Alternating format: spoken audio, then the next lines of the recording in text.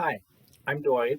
As you know, Mrs. Morgan and I do a lot of trips to Boundary Waters, and one of the things we do for ourselves is to do our own meal prep ahead of time.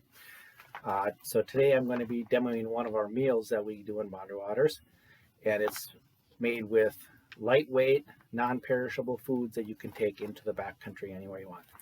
What we'll be making today will be summer sausage and peas in a white cream sauce served over mashed potatoes. So the first step in this meal you have to start ahead of time with, and that is to reconstitute the peas. The peas we're using are freeze-dried, so there's no moisture in them at all. And you can buy these on Amazon, and you can buy just about anything you want nowadays freeze-dried, which means it's packable and non-perishable. Since there'll be two of us for dinner tonight, I'll put the approximate number of peas in for 2 servings. Kind of a guess at it, and I want to add water to that, just enough to kind of cover them. And these will have to soak for about a half hour to an hour, so they are back looking like you would expect peas to look. And I'm just going to kind of mix them up so they all get coated in water and set those aside and let them soak. So the summer sausage we're using is an all beef summer sausage. The all beef is a little less fatty, so it's good to use in meals. And then peel off the casing as a single piece before you start cutting up the sausage into little pieces, and then you don't have to peel all the pieces off the cut up parts. This stick of summer sausage is more than we would need for a meal for 2 of us, so typically what we would have done is to open this stick up at noon and have maybe a third of it or so as a snack during the day, and then the remainder will keep fine for a few hours until you make the meal that night. So I'm now going to make my mashed potatoes, and I have 2 cups of water that I have brought to a rolling boil per the directions on the package. And ordinarily you have all kinds of rocks around to set hot items down on. And I'm simply following the instructions on the mashed potatoes. And again, nothing I'm doing here is overly complicated. It's just things that you can do in the backcountry easily that are not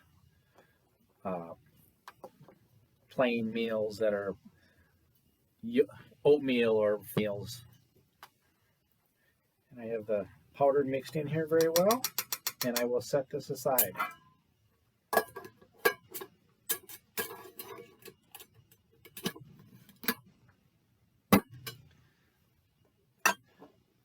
Okay, next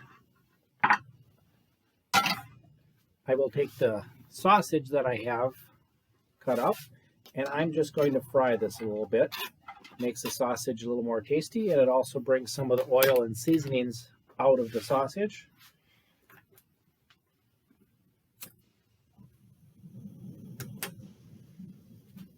And so we'll just give this a few minutes to fry up.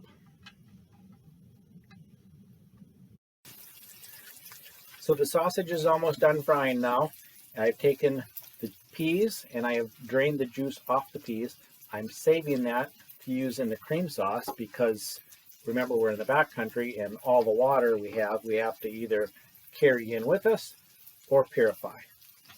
So here is the sausage sizzling, and you can see the oils and seasonings that have come out of that. And I'm just going to set this aside while I make the cream sauce, and I'm just actually going to put it in with the peas because I don't have a lot of containers available, and the containers that I would have available I would have to wash afterwards anyway, so we will avoid using them. Okay.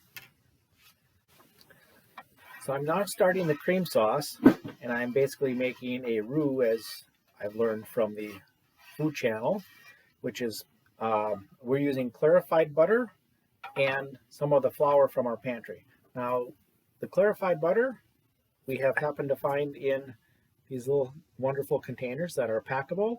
And the nice thing about these is they don't melt all over the place. If you bring regular butter in a container, it usually runs all over and you have a mess. And these are single serve 2 tablespoon containers. And so I'm just letting that cook down a little bit, incorporate with the flour. And while that does that, I have the juice from the peas and powdered milk. So I'm going to make the base for the sauce. And the powdered milk does not have directions for a heavy cream, so I typically use about double the powdered milk for cream as you would for making just a regular glass of milk. And then I have just additional water to bring that up to about a cup of total liquid that I want for my sauce.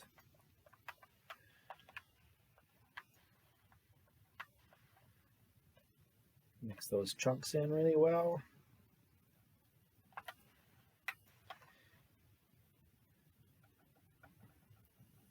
Okay.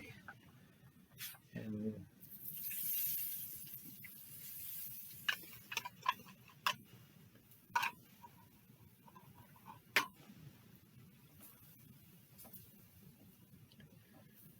now I'm just going to let this simmer and stir it so the milk doesn't burn, and bring that to a boil. So I have the sauce about where I want it. I think I've managed to do so without burning it. Now I will add in the meat and peas.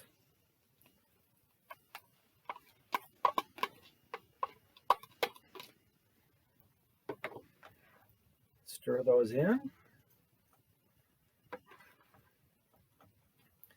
The heat on low here. And then one final item I'm going to add is going to be circle cheeses, which I've already taken out of the wrapper and cut up into pieces so they're nice and thin so they melt quickly. You have to be careful once you add the cheese, because if you give it too much heat, the cheese will separate and become no longer cheese. So I'm just going to continue stirring this on low heat until the cheese gets all incorporated.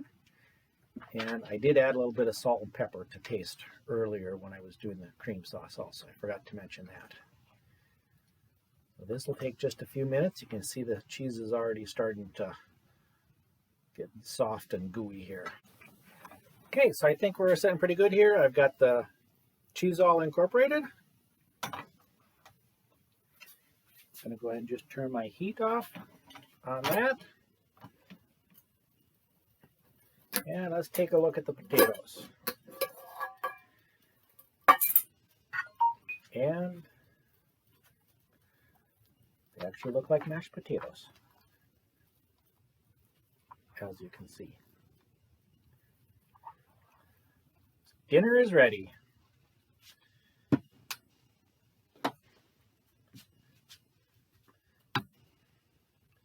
Start plating. Putting a nice large dollop of potatoes in the bowl.